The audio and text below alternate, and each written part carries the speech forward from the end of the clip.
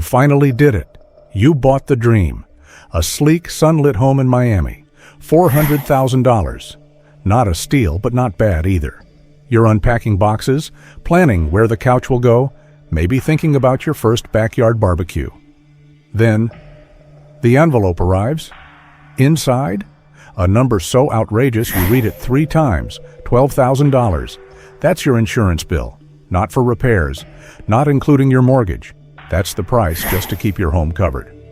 $1,000 a month, every single month, just to not lose everything in a storm. This isn't fiction. This is Florida in 2025.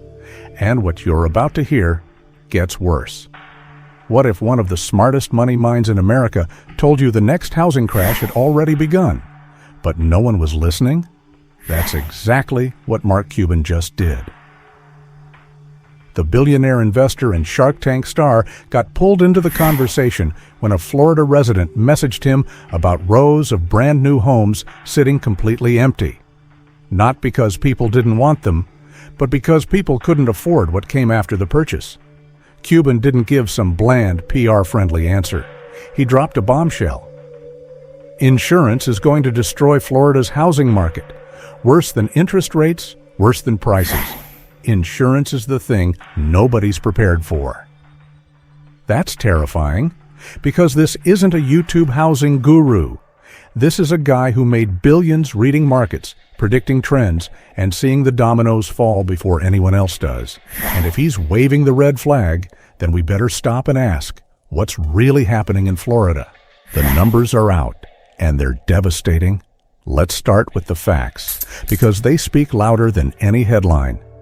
In 2025, the average Florida homeowner is paying close to $11,000 per year just for property insurance.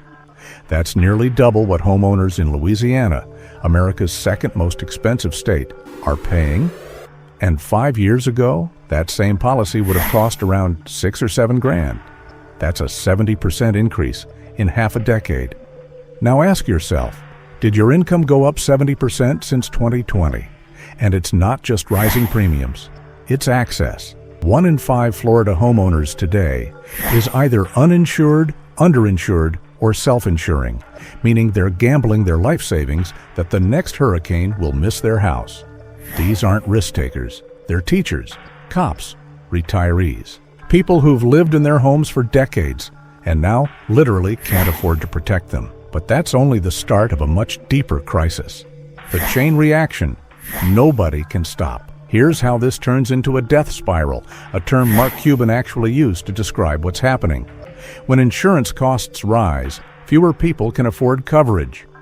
As that happens, insurance companies, especially the national carriers, start to pull out of Florida altogether. Why? Because the payouts are getting too big. The storms are getting stronger. The oceans are getting warmer. The math doesn't work anymore. So they leave.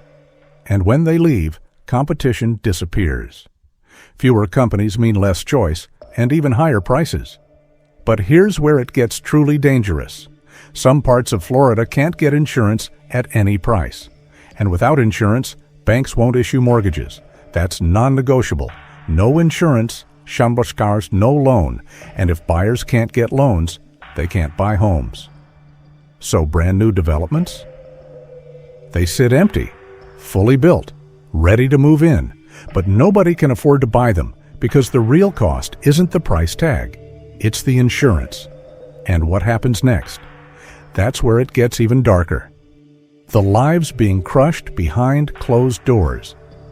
Let's zoom in on the human cost, because this isn't just some market story. One Florida family saw their home insurance jump from $3,000 to $9,000 in just 3 years. That's an extra $500 a month with no change to their mortgage. They loved Florida. Their kids grew up there, but they were forced to leave, not because they wanted to, but because they could no longer afford to stay. Then there are the condo owners, especially in older buildings. After the Surfside tragedy, insurers are demanding higher premiums and costly upgrades, sometimes $20,000 a year in insurance alone. Add in HOA fees, mandatory assessments, and emergency repairs, Owners are literally walking away from condos they've already paid off. It's cheaper to abandon them than keep paying. And those stories, they're happening everywhere. Fort Lauderdale. A city in free-fall nowhere. Is this more obvious than Fort Lauderdale? 2 years ago, it was red hot. Bidding wars, cash offers, buyers lining up at open houses. Now, homes sit on the market for 123 days on average, the longest since the Great Recession. Nearly 8% of homeowners owe more than their homes are worth. Sellers are slashing prices by $50,000, sometimes more, just to get a showing. And the real estate agents? They're saying the same thing. Buyers are walking away at the last second, not because of price, but because of insurance. Quotes that started at $4,000 balloon to $7,000 or more by the time the deal closes. It's like stepping into a financial trap with no exit. And the data proves it. In 2025, closed sales dropped over 20% across Fort Lauderdale. Inventory has surged by 19%, with more homes on the market now than during the 2008 crisis. But this isn't just Fort Lauderdale's problem. The hidden collapse of Florida's economy. Florida's entire economy is built differently from most states. It has no state income tax. That means it depends heavily on property taxes, especially from high-value real estate markets like Miami, Tampa, and Fort Lauderdale. But here's the terrifying twist. When homes become uninsurable, they become unsellable. When they're unsellable, prices drop. And when prices drop, the state's tax base begins to collapse. So what gets hit first? Schools, infrastructure, emergency services, retirement programs, all of it. And here's the kicker. Many retirees have their life savings tied up in their homes. Now they're trapped. They can't sell, they can't refinance, and they can't stay much longer either. It's a slow-motion crisis with no clear solution. And it's spreading. This is worse than high interest rates. We hear a lot about high mortgage rates, and sure, 6 to 7% isn't fun. But here's the difference. Interest rates are cyclical. They go up, they come down. You can refinance. Insurance, it only goes one way, up. Why? Because hurricanes aren't going away. The Gulf of Mexico isn't cooling down. Climate models aren't reversing. Every year brings stronger storms, higher risks, and bigger payouts. And insurance companies? They plan ahead. They're pricing for 5 years in the future, which means even if your house is paid off, you're still paying $1,000 to $2,000 a month just to keep it covered. You don't have a mortgage, but you're still trapped. And that's the scariest part. The Florida dream is breaking apart. This isn't just a housing correction. It's not even a crash. What Mark Cuban is pointing to is something more fundamental. The idea that parts of Florida may become economically unlivable. Not because they're underwater, but because the math doesn't work anymore. You can't run a real estate market, let alone an entire state economy, on properties that no longer make financial sense. And if this trend continues, Florida becomes a warning sign, a case study, a cautionary tale for every other Sunbelt city that boomed during the pandemic. Because here's the truth no one wants to admit. The biggest threat to Florida's housing market isn't interest rates. It isn't even hurricanes. It's insurance.